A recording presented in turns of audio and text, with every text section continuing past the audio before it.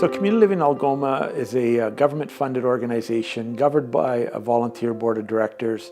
And our responsibility is that we support children, youth, and adults with developmental disabilities throughout the city of Sault Ste. Marie and the district of Algoma. And it's a broad spectrum of services.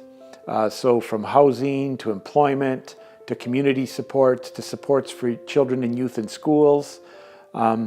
So anything that really we can help families and children, youth, and adults with, we are engaged in. We provide people the opportunities to be connected and a part of and to belong to their community. And so our role is essentially supporting people to become as independent as possible, to have the lives they want. It is reciprocated because the community has embraced people with disabilities. So we are seeing jobs, we're seeing housing options surfacing. So we're very excited. We think the time is perfect to be moving forward. But not only do we support people in community, but people with disabilities have been giving back to their community, and we're very proud of that. Hi, my name's Steve McGuire. I'm a real estate broker with Royal LePage Real Estate, and I'm also a property manager through a company that I own called Regent Management Services. And we're the building manager here at Pinecrest Village Condominium, and I provide real estate sales transactions for a lot of the properties in the building as well. Well, this particular property owner is an interesting gentleman, and he was quite interested in providing a service to the community for developmentally challenged individuals. He was able, because he was in a position financially, to assist in doing some of the physical changes along with Community Living Algoma. Changed out the floor covering to hard surface, enable the resident to move around a little more easily. The bathroom was renovated to allow for a walk-in shower, created more space, more room, and much easier access for the resident. It's suitable for me. It's suitable. Everything works right, and everything. If I need help, I can just get in contact with you. Yeah, and do you like the pool here? Sure. I like the pool. I like the pool to go out the front door. Might be safer than climbing stairs or something. Well, in the building, there's actually two properties on site here, Pinecrest Condominium, which we're in, and Parkview Condominium, which are both joined by a social and recreation facility. The rec facility includes a pool, a spa, sauna, and an exercise area. Above that, there's a social room along with a billiards room, which may or may not be helpful for this particular resident. But there's also a social committee group between the two buildings, and they run various programs over the course of a season. Not so much in the summertime. People are doing other things in the summer, but they have potluck dinners and other social tea clubs or coffee clubs, you might call them, special events. And those are available through the building, and there's notices posted. And I would encourage the resident to get involved in that. Make contact with those groups. They'd be very interested. Because I can think about all this, it's like swimming, and I can even warm up in the sauna if I don't want to stay in the pool all the time. So you like all the facilities? Get out, when you get out, eh? You like all the different things you can do here? The Yeah. social room where they have the Christmas party? Yeah. And the pool where you can go swimming? Yes. And the whirlpool? Yes.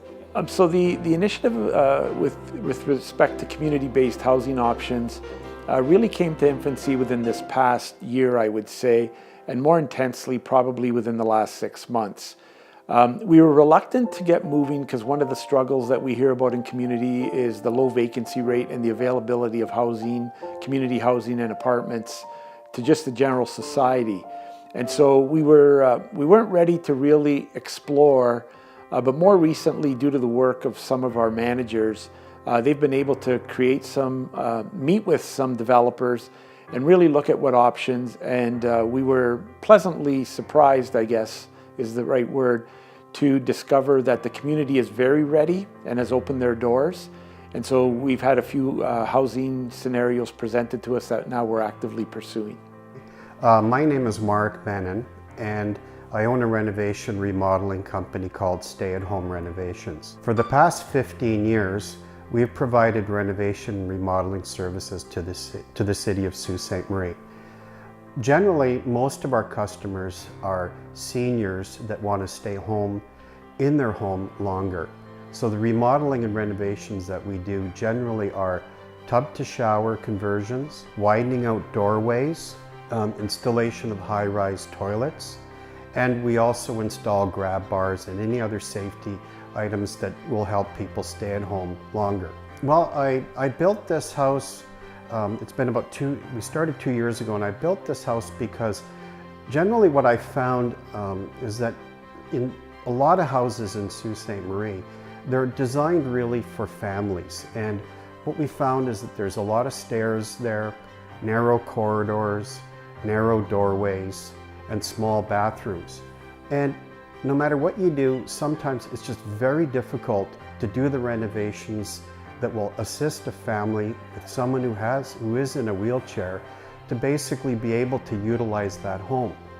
So we also noticed that in these families, the primary caregiver basically seemed to be tired and sometimes burnt out because it was just really difficult to care for someone in a wheelchair in a traditional home. So the general question would be, we built this home and designed and built this home because we wanted a family to stay home longer with someone who is in a wheelchair or in a walker. So generally, keeping families at home. One of the most important features of this home is one of the bathrooms. There are two, but this bathroom is specifically designed for somebody with accessibility issues, specifically somebody in a wheelchair. So once again, you notice the 36-inch door to the bathroom. So nice wide door to get in.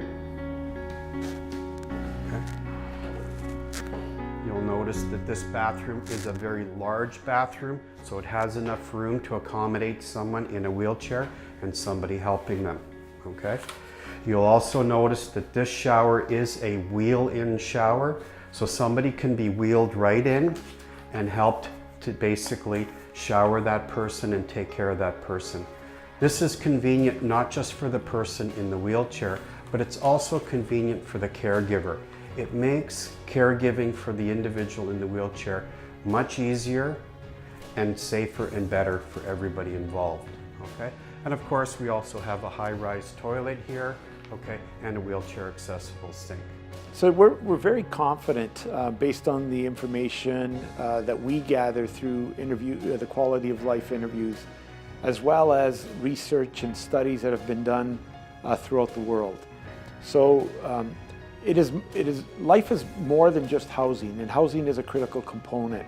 But the pieces that are going to make it work are that people get to choose where they live, who they live with, who their roommates will be, that people will be supported in the community, that the right supports show up in their life, people who match up very well with their needs, that people are connected to communities, have opportunities in communities. So where people live is very critical. It's an essential part of life, but it's more than just where they're going to live. We have to make sure that all those other elements fit very well, that we are listening to how people want to be supported, what they want to eat, what they want to watch.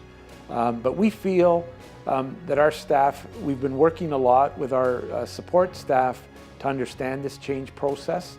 And between our work, the work of families, and people's willingness to explore alternative housing, that it can be very successful.